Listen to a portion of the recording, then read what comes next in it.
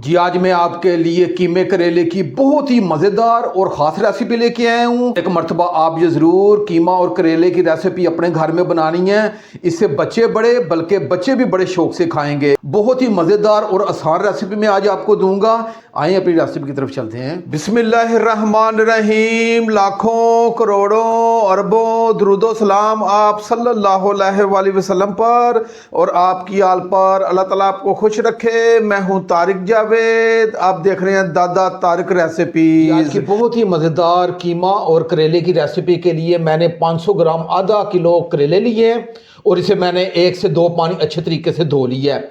इसके ऊपर जो आपको उभरा हुआ हिस्सा नज़र आ रहा है, आपने इसे छुरी की मदद से इसे खुरचना नहीं है, क्योंकि अल्लाह पाक ने इसमें बहुत ज़्यादा ग़िज़ाइयत रखी है, तो इसलिए इसे हम ज़ाया नहीं करेंगे। सबसे पहले करेले के आगे से और ये पीछे से थोड़ा सा डंडल में उतार लूँगा। कि मैंने तमाम करेले के आगे से और पीछे से छोटे से डंडल उतार लिए हैं। अब करेले को मैं दरमियान से काट लूँगा।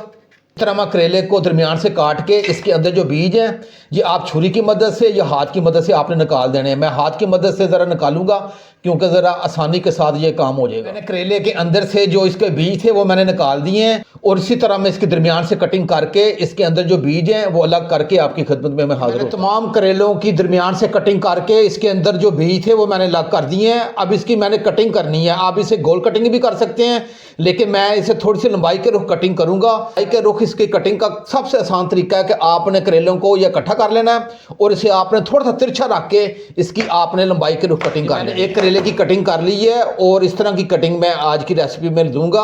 आप अपनी मर्जी के हिसाब से भी इसकी कटिंग कर सकते हैं और इसी तरह मैं तमाम करेलों की कटिंग कर लूँगा। तमाम करेलों की कटिंग करके इसे एक अलग बाउल में मैंने निकाल ली है। जी मैंने करेलों की कटिंग कर ली है और इसे एक मैंने अलग बर्तन में निकाल ली है। अब इसमें 1 खाने का चम्मच में नमक डाल के इसे अच्छी तरीके से मसल के तकरीबन 10 से 15 मिनट के लिए रख दूंगा। इसका जो थोड़ा सा पानी होगा उसे मैं निचोड़ दूंगा। उसके बाद इसे मैं 2 से 3 पानी अच्छे तरीके से धो के आपकी खिदमत में मैं हाजिर होता हूं। मैंने करेलों का नमक लगा के 10 मिनट के लिए रख दिया था और उसके बाद मैंने 1 से 2 पानी अच्छे तरीके से धो के इसे अलग बर्तन में निकाल लिया। फ्लेम को मैंने ऑन कर लिया है और आंच को मीडियम रखा है, ऊपर कढ़ाई रख ली है। अब इसमें 1/2 कप मैं ऑयल डाल दूंगा। जी ऑयल हमारा गर्म हो चुका है। अब जो हमारे करेले मैं इसमें डाल दूंगा और करेले डालने के बाद इसे मैं 5 से 6 मिनट के लिए फ्राई करूंगा। इसका हमने हल्का सा सुनहरी कलर लेके आना है। इसे आपने ज़्यादा जलाना नहीं है। हल्का सा सुनहरी कलर जैसे आएगा मैं आपको चेक भी करवाऊंगा। करेलों को फ्राई करते हुए मुझे 5 से 6 मिनट नहीं बल्कि 7 से 8 मिनट हो गए हैं और ये बेहतरीन हमारे करेले सुनहरी हो चुके हैं। आपने इसे ज़्यादा जलाना नहीं है, हल्का सा सुनहरी कलर लेके आना है और मैं आपको थोड़ा सा करीब से भी चेक करवाता हूँ। ये देखिएगा, ये बेहतरीन ये करेले हमारे फ्राई हो चुके हैं और एक बहुत ही प्यारी सी खुशबू मेरे पूरे किचन में महक चुकी है। चूल्हे की फ्लेम को मैं ऑफ कर दूंगा और इन करेलों को मैं अलग प्लेट में निकाल लूँगा। करेलों को मैंने फ्राई करके अलग बर्तन में निकाल ली है। अब इसे मैं एक तरफ रखूँगा। कढ़ाई में जिसमें हमने करेले फ्राई किए हैं मैंने 4 अदद ये मीडियम साइज़ के ये प्याज लिए थे। प्याज थोड़े से ज़्यादा जाएंगे इसमें। इसे मैंने लंबाई के रुख काट लिया, ये डाल दूँगा और प्याज डालने के बाद इसे मैं 4 से 5 मिनट के लिए फ्राई करूंगा। इसका हमने टी पिंक कलर लेके आना है, इसे हमने ज़्यादा जलाना नहीं है। ये प्याज़ों को मैंने 4 से 5 मिनट के लिए फ्राई कर ली है और ये प्याज हमारे बेहतरीन सॉफ्ट भी हो चुके हैं और ये हल्के से टी पिंक भी हो चुके हैं। आपने इसे ज़्यादा सुनहरी नहीं करना, ना इसे ना आपने लाइट ब्राउन करना है। अब ये चूल्हे की फ्लेम को एक मरतबा जो मैं ऑफ़ कर दूँगा और ऑफ करने के बाद ये चम्मच के ज़रिए आधे जो प्याज है इसे मैं निकाल लूँगा और आधे प्याज इसी कढ़ाई में रहने दूँगा। आधे प्याज मैंने अलग प्लेट में निकाल लिए हैं और आधे प्याज ये कढ़ाई में हैं। अब जो कढ़ाई में प्याज हैं इसे हमने हल्का सा सुनहरी करना है। मैंने प्याज़ों को मज़ीद 2 से 3 मिनट के लिए फ्राई कर ली है और ये प्याज हमारे बेहतरीन ये हल्के से सुनहरी हो चुके हैं। आपने इसे ज़्यादा जलाने नहीं है। मैंने 3 अदद ये लौंग ली है, 1 बड़ी इलायची ली है, 1 दालचीनी का ये टुकड़ा लिया और 5 से 6 अदद मैंने गोल साबुत काली मिर्च ली है, ये डाल दूंगा और इसे सिर्फ 15 से 20 सेकंड के लिए फ्राई करूंगा। जी मैंने खड़े मसाले को 15 से 20 सेकंड के लिए फ्राई कर ली है। अब ये 2 टेबलस्पून अदरक लहसुन का पेस्ट है, ये डाल दूंगा और इसे अच्छे तरीके से मिक्स करूंगा और इसे 1.5 से 2 मिनट के लिए फ्राई करूंगा ताकि अदरक लहसुन का जो कच्चापन है ये ख़त्म हो जाए। जी मैंने अदरक लहसुन को 1.5 से 2 मिनट के लिए फ्राई कर लिया है। अब मैंने ये बीफ का कीमा लिया है। आप मटन का भी ले सकते हैं और चिकन का भी ले सकते हैं। मैंने बीफ का कीमा लिया है, ये 500 ग्राम आधा किलो है और इसे मैंने अच्छे तरीके से 1 से 2 पानी धो लिया था, ये डाल दूंगा।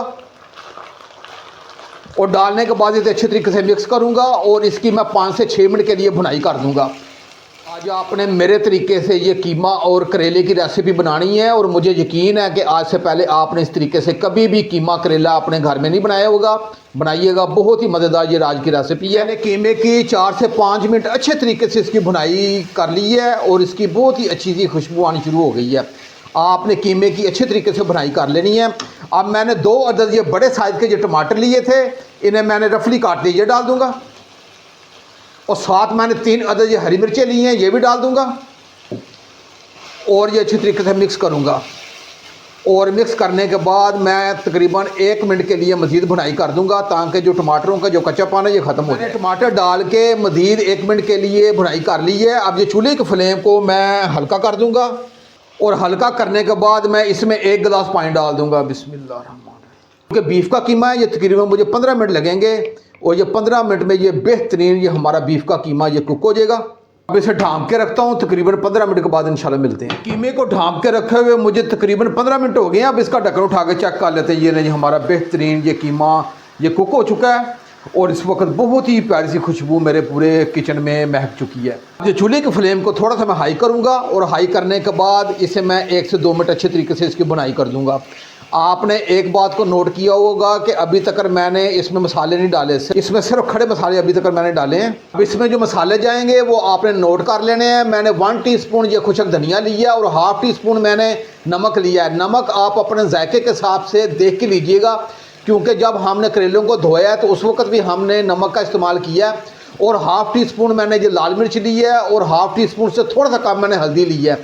सिर्फ यही मसाले इसमें जाएंगे और जो मसाले डाल के मैं इसे अच्छे तरीके से मिक्स करूंगा। मैंने मसाले डाल के मज़ीद इसकी 2 से 3 मिनट अच्छे तरीके से भुनाई कर दी है और इसका जो ऑयल है ये भी अलग होना शुरू हो गया है और जो बेहतरीन हमारा कीमा ये तैयार हो चुका है। अब ये फ्राई किए हुए हमारे करेले हैं, ये मैं डाल दूंगा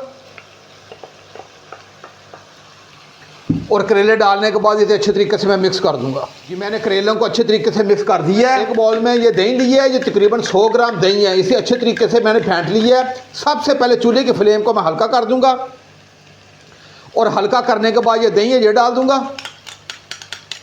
दही का आपने लाजमी इस्तेमाल करना है, दही के बगैर ये आज की रेसिपी नामुकम्मल है। अब मैं इसे अच्छे तरीके से मिक्स करूँगा ताकि दही का जो फ्लेवर है वो करेले और कीमे दोनों में आ जाए।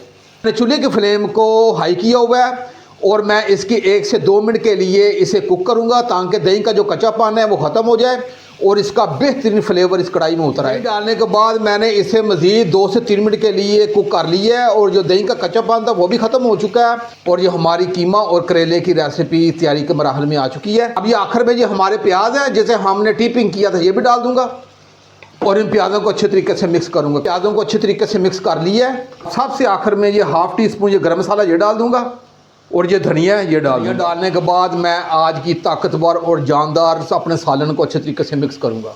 ये एक मरतबा ज़रूर आप मेरे तरीके से कीमा करेले की ये रेसिपी बनाइएगा, बहुत ही मज़ेदार बनती है और इसे बनाना भी बहुत आसान है। आप ये चूल्हे की फ्लेम को एक मरतबा ये मैं ऑफ़ कर दूँगा और इसे मैं आपको प्लेट में डाल के चेक भी करवाऊंगा कि कैसी ज़बरदस्त किस्म की ये रेसिपी बनी है। कीमा और करेले को प्लेट में डाल के आपको चेक भी करवाता हूँ।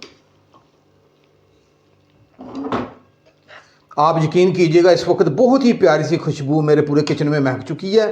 जी मैंने आज की मज़ेदार रेसिपी को प्लेट में डाल के बिल्कुल कैमरे के करीब लेके आ गया हूँ। एक मरतबा आप ये ज़रूर बनाइएगा। अगर ये मेरी रेसिपी आपको अच्छी लगे तो मेरे चैनल को आप ज़रूर सब्सक्राइब कर दिया करें और साथ जो घंटी का बटन है उसे आप लाजमी प्रेस किया करें ताकि मेरी हर नई आने वाली वीडियो आप तक पहुँचती रहे।